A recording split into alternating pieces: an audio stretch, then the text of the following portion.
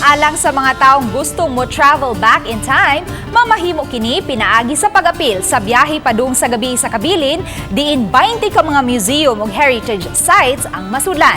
Sayra nato ang detalye pinaagi ni ining report. Human sa duha ka tuig nga pandemic break, subling moable ang pultahan sa gabi sa Kabilin alang sa gustong mosinati sa biyahe sa kanhiaing panahon.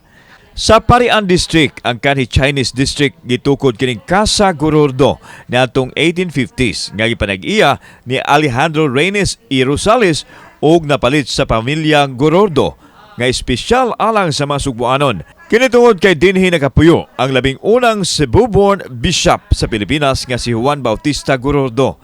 Gani anaa pa ang iyahang higdaanan ug ubang kagamitan sa iyahang lawak. This coming October 15, we will be reopening our doors to the public. You will see the functions of the house being kanang silong o ato ang taas ng area, the collection of the Gorordo family.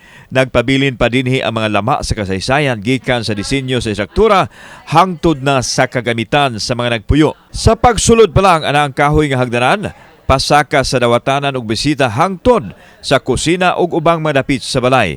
Makita ang malawak ug ang chapel diin gitugutan nga magmisa si Bishop Gorordo. Usa sa highlight usab sa balay ang library.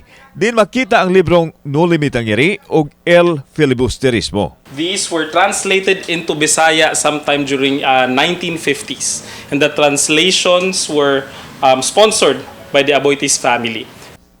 Samtang sa silong sa balay ana ang display sa mga karaang kagamitan sama sa galingan nga bato ug uban pa. Kini ang Casa Gorordo nga nahimong saksi sa mga panghitabo sa kanhiay nga panahon. Usa lang ni sa 20 ka mga museums o heritage sites nga ablihan sa pagbukas sa gabi sa Kabilin aron subling subayon ang tunob sa kagahapon. Subling mobukas ang museum sa Oktubre 15 apan aduna pay mas dakong kalihukan ug kini mao ang pagbukas sa gabi sa Kabilin karong Oktubre 21.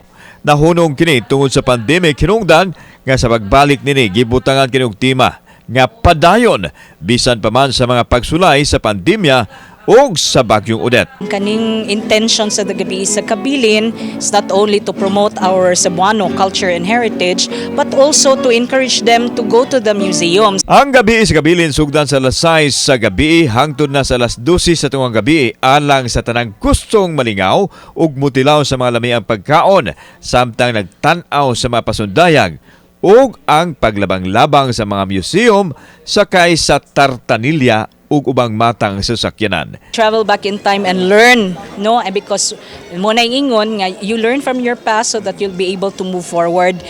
Gawas sa Cebu City, apil sa tuon ang dakbayan sa Mandawi ug Talisay. Kauban si Cleofer Lumayag, ako si Alan Domingo. Balitag, Bisdak.